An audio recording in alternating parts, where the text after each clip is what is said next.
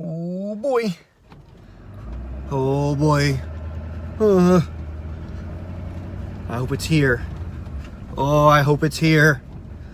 Been waiting a long time. Ooh, come on, come on, come on.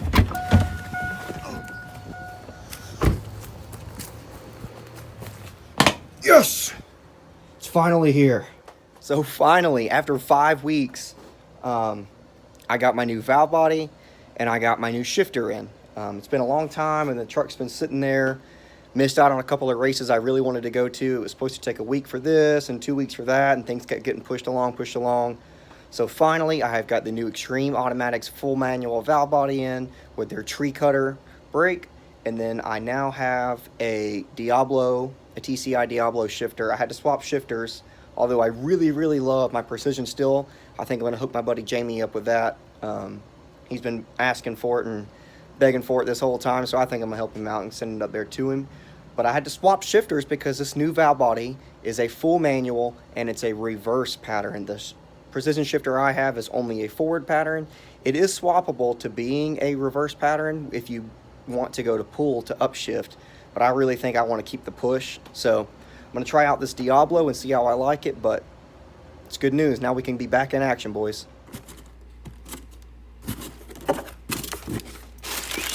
Crap. Yeah, looks confusing. Man. Now ain't that pretty.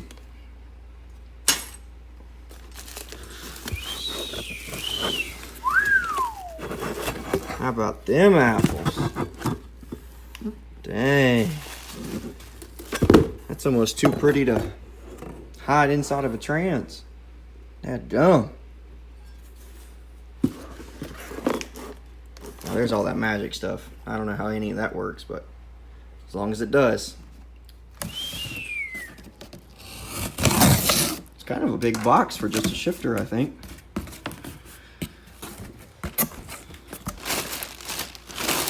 Daughter can play with those. Crap.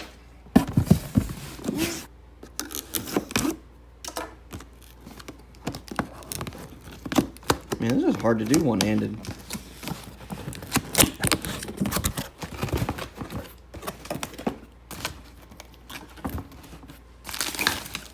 My daughter can play with that.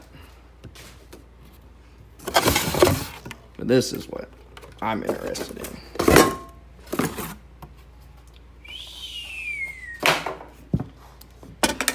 My goodness. Went ahead and got the one with the buttons on it so I can have Transbrake and bump on it, or however Transbrake and bump. So I think that'll do. Yeah, I think that'll work nicely. So as you guys can probably tell, I'm just a little bit excited about finally getting this new stuff in. I've been waiting a long time. 5 weeks is a long time to be waiting on stuff, but I'm beyond excited to have it in. And finally can try to get some things done with the truck and get it back out of the track and improve on where I left off on. So as you guys remember, the last trip to the track, I ran a 672 at 100 miles an hour with a 151 60 foot. And since then, I really have found some stuff in the tune that I think that we can pick up on, including the new intercooler pump. I have a new intercooler pump sitting outside ready to go in the truck as well.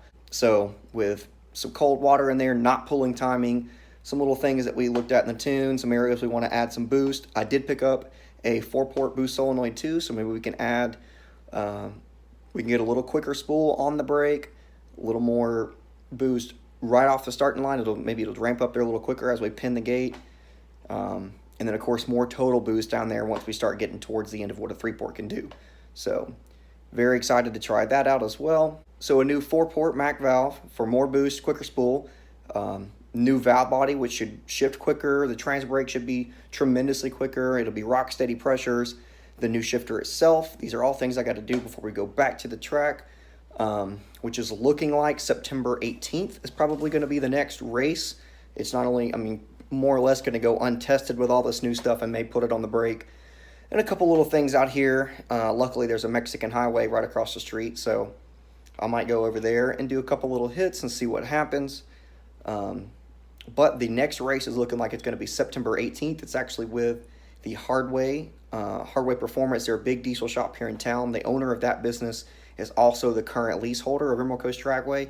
So twice a year they have two really, really large diesel races. So this one's the Hardway Sunshine Showdown, I think is what they're calling it. It's part of the ODSS, the Outlaw Diesel Super Series. So those guys are coming to town. I got a lot of buddies in that. But on Friday nights, we do this really cool thing where we have street trucks race. So as you guys know, when you have trucks, you always end up racing race cars. You have to race stuff that it's faster than you, stuff that's just really out of your league. And us truck guys rarely have an opportunity to race fair level other trucks. So with the diesel race coming to town, obviously a lot of those guys are trucks. It's very rare to have a diesel swapped car. Although there are more than you might anticipate, it's still relatively rare. So at a diesel race, they have a 770, a 670, and a 590 index. That's a pretty common thing. So there's a couple of street trucks that are making their way up into 590 index. They kind of have to lean on them pretty hard to do that. But a couple of those guys are going to jump in our street truck stuff. A lot of the 670 trucks. That's where we get, I would say, a bulk of our trucks for the street truck shootout, which is a no-time event.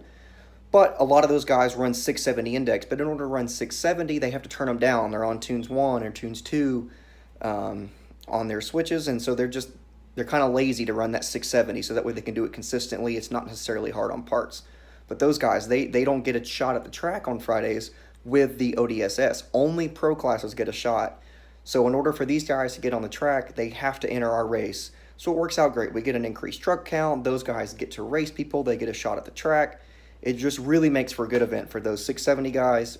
For those 670 guys to turn it up a little bit and let it rip down in the mid and lower sixes. Some of the 590 guys, there's only one or two of them, but they'll jump in there with us. And then we also run an 80 index. So the 770 index that runs with diesels, we mix it up just enough to make it fair. So like 80 is a pretty common area for like your average single cab cam only LS truck or tune and deleted tow truck. They're really all around that 80 area. So those 770 index guys that got a little extra, we make them slow down to an 80 index. So we have 80 index for the basic power level things. Then we have a no time, which generally is, like I said, those 670 guys that turn it up, and then the 590 guys that are squeaking in there this time around.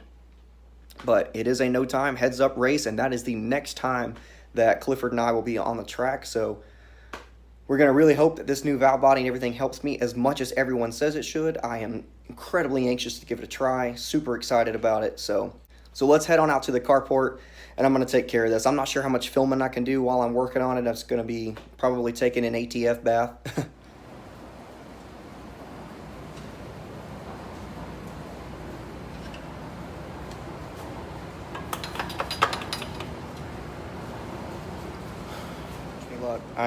Instructions for this Extreme calls to tap the case on the trans. That's something I'm a little afraid of, but we're gonna give it a go, so y'all wish us luck. Brainy boy in there, big box of magic, right in there. That's where they want us to tap, so BRB. What you got there?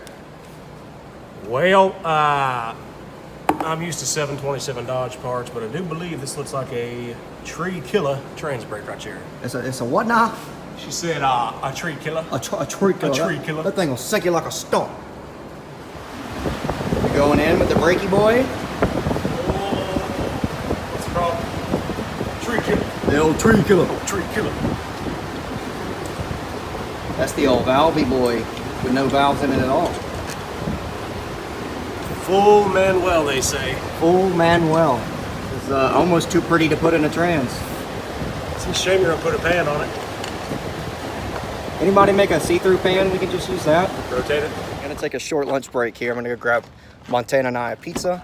He's going to finish up putting the valve body all the way on.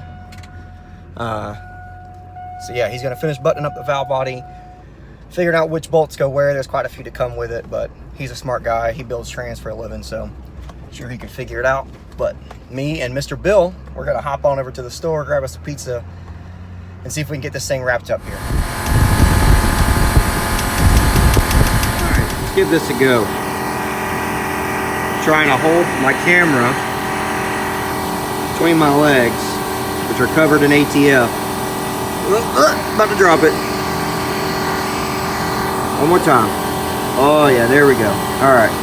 So I had this in the truck and it wasn't wanting to fire. So, oh shoot. We're back in action now, boy.